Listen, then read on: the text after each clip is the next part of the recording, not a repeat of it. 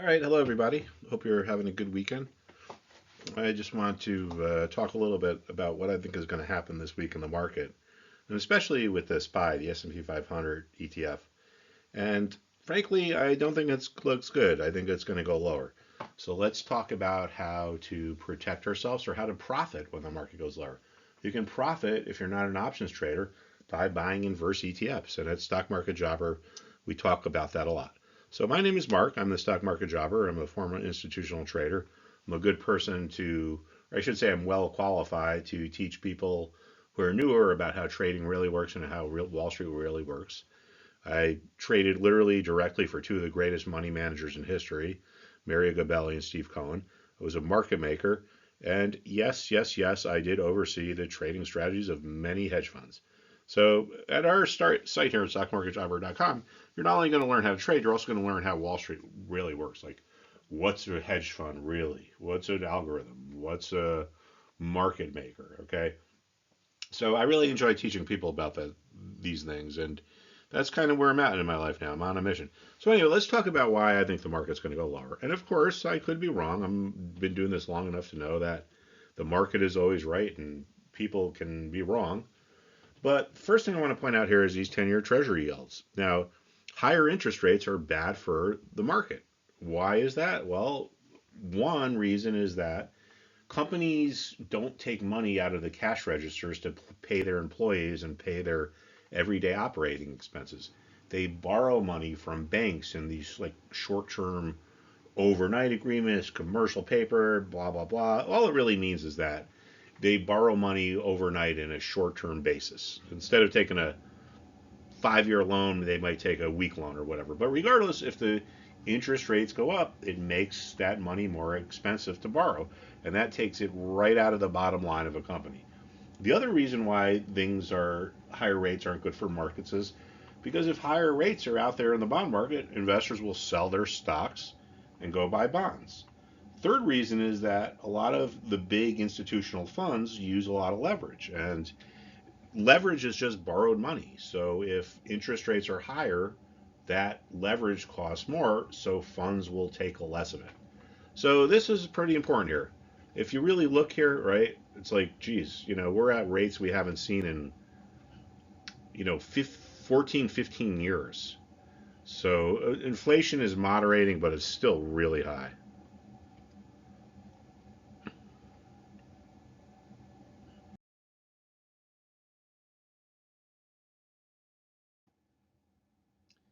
Now, when we look at the S&P, and that's what we're talking about now is the SPY or the S&P, we have to understand it's the sum of its parts. The S&P 500 is 500 stocks, hence the name. And we have two stocks that pretty much make up 12% of it. They're an eighth of the benchmark. They're 1/12. So 500 stocks and two of them make up 12%. And we could take this to a level above this, right? The technology sector is, I think, about 27, 28% of the market. So most of the time, it's the most important thing. But these stocks each look really weak. Just check out some of my previous stock market jobber commentary over the last few days, and you'll see what I mean. And also notice that about a week ago, I was putting a bear on the cover of everything. So this move down did not come as a surprise, and I think it's going to continue. And I'll tell you why.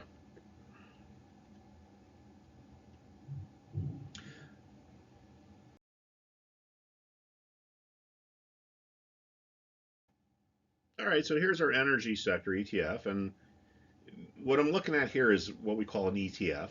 It's a exchange traded fund, and we're lucky that the S&P has created these ETFs that track the sectors.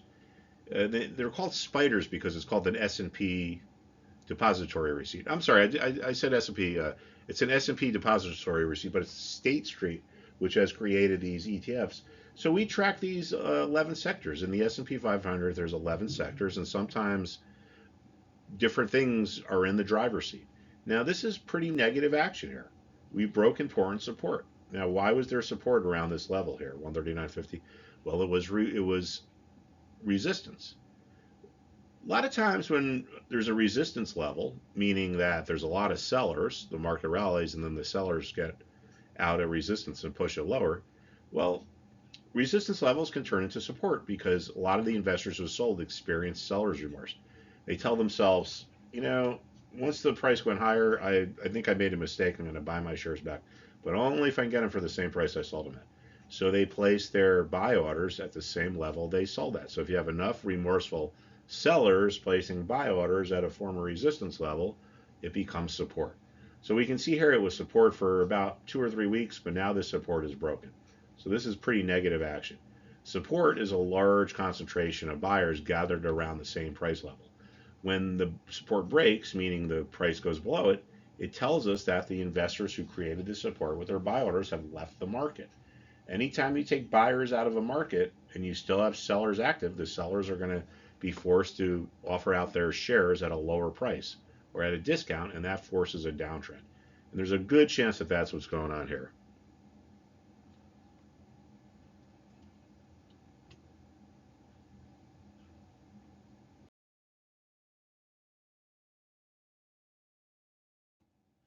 The second biggest sector is healthcare. And we could see here that we had resistance, it became support because of that seller's remorse. Then support became resistance. This is buyer's remorse. There's a lot of investors who bought around here who regret doing so when the price goes lower. So they tell themselves, if I can get out of this at break even, I'm going to.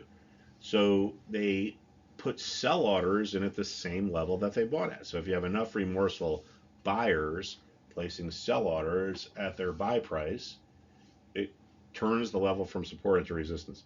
But more importantly, we can see that this sell off is accelerating. Now, healthcare is the second biggest sector in the market. Technology is the biggest, it's like 27-ish%.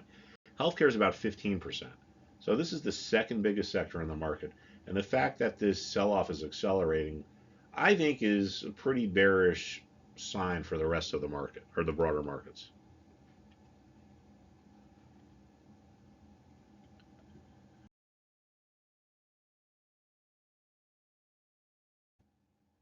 Financials is the third biggest sector.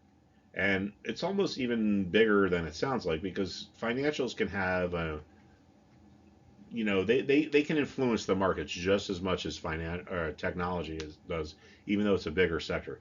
But we had resistance, became support, seller's remorse, investors sold, the price goes higher. A lot of these investors say, I made a mistake. I want to buy my shares back, but I'm not going to unless I can get them for a better for the same price I sold them at. So we have remorseful sellers placing buy orders at their sell price.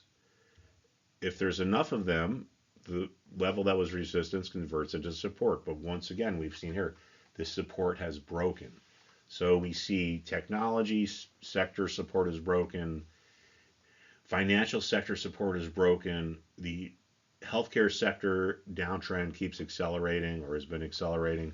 So these are things that tell me, well, I mean, I can't guarantee it, but these things are suggest to me that there's a really good chance the market's going to go lower in the short term.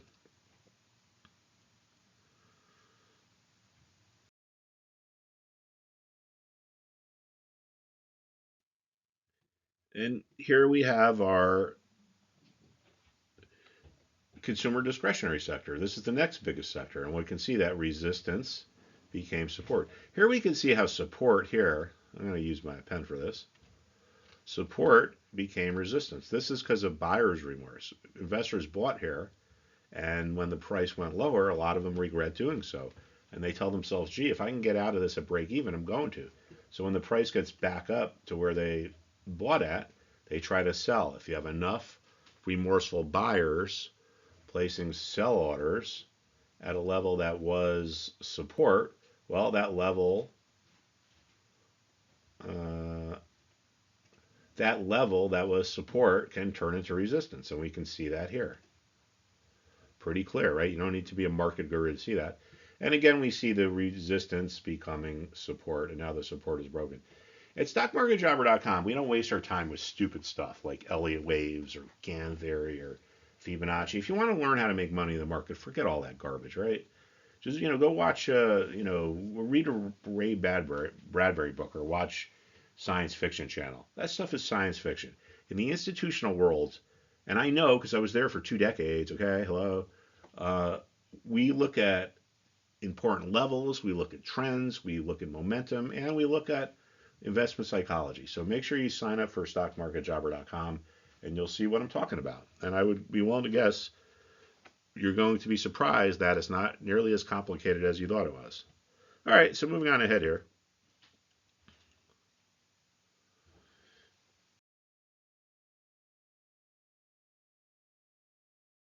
All right, so here is SPY. Okay, this is where we started. I think there's a good chance we get to 390, make some kind of a tradable bounce. Notice 390 was support, it became resistance. Buyer's remorse. Remorseful buyers placing sell orders turn support into resistance. So resistance can become support because of remorseful sellers placing buy orders at their selling price. And we can see here, this level has transitioned many times. So I think there's a good chance that we're going to get a bounce. I do think we're going to get to 390, and I do think we're going to get a tradable bounce. I don't think it's going to be huge. I do think the market's going to go lower. But in the short term, there could be a trade there on the upside. Now, why would a market that gets to support bounce like it did back here? Well, support is a large group of buyers. And when the price stops going down, a lot of these investors look around and they start thinking, price isn't going down anymore. That must mean there's buyers lurking on the sidelines. I don't want to miss this, so I'm going to be willing to pay a higher price. So some investor might say, I'm paying 390. The next investor might say, well, I'm going to pay 391. Someone else comes in and says, I'm going to pay 392, and so forth. So you get this snowball effect. And the same thing happens with resistance levels. Investors who created the resistance with their sell orders start to think, gee, there's other sellers lurking here in the sidelines. That's why the price isn't going up any higher. Well, I may need to undercut their price because I want to make sure I can sell before the price goes lower. And we get this snowball effect. So a lot of times when things get to important support or resistance, they tend to make a big move. So I think we get to 390. We can see it was an important level. Longer term,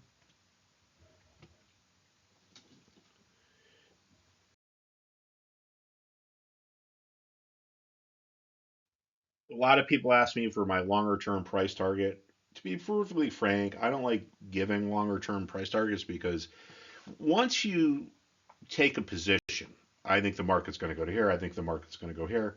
As a trader, that's not a good thing because it influences your thought pattern. It makes you subject to confirmation bias. These are some of the things we talk about in our investor psychology class. But because you've asked me, I'm going to tell you that I think there's a good chance that SPY or the S&P 500 gets down to around 3230. This is the S&P 500. SPY is 1/10 of it. So it would be the equivalent of SPY getting to about 323. Why do I think that? Well, there's a couple of reasons. One is that since the Great Depression, there's been 25 bear markets. A bear market is a market that goes down by 20% off its top. The average move lower in a bear market is 35%. The percentage from the recent high to down here is, guess what, 35%. Historically, if we go to historical valuations, the S&P 500 is valued in a bear market around 15. It's currently around 19 in terms of the price earnings ratio. If we had a 15 price earnings ratio, where would that put us? Drum roll, right around 32.30. All right. The last reason, or the third reason, is that levels that were important tend to repeat. They have a memory, this market memory. Notice how 32.30 was the last support before we had the COVID crash. Then it became resistance, then it became support. So I think that there's a lot going on. I think that there's a myth that um, the Fed's going to pivot and start lowering rates. I don't think that's going to happen because of all the good economic news that's been out and all the inflationary news. I think that we have an administration in the office that is just unbelievably incompetent and crooked. And, we could be literally on the verge of World War III here because our energy policy and the move out of Afghanistan is what caused the Ukraine war. Now we have President Biden going around lying to us saying, oh, it's Putin's price hike, which is so pedestrian and it's so insulting. Okay, the war didn't cause inflation. Inflation caused the war. When the election happened, oil was $32 a barrel. When the move into Ukraine happened, oil was $100 a barrel. How does the Russian military finance themselves? Higher oil prices. Okay, so don't believe the myth. It's really pedestrian. It's really insulting. But people who understand how this stuff works understand that the United States energy policy made oil prices triple, and the disastrous pullout of Afghanistan is what led to the war. So weakness invites aggression. So I don't know. I don't want to get too much into politics, but if it's relevant to the market, I talk about it, and it's relevant to the market. And I'm not saying I'm a Republican or a Democrat. I'm independent, but it is what it is, and that's my opinion. All right. So if oil was still at $32 a barrel, we would not have war in Ukraine and we would not have famines in Africa. So that's it, folks. I wish I could have ended on a better note. But make sure you check back to Stock Market Jobber, and I will see you soon.